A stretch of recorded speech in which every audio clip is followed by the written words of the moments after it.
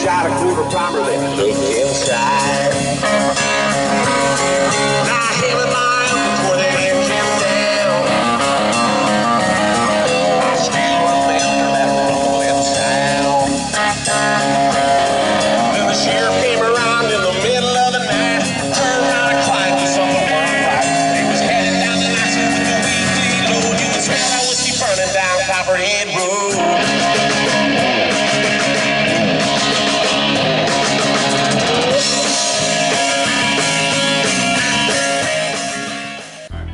Hey, did you miss that last boil?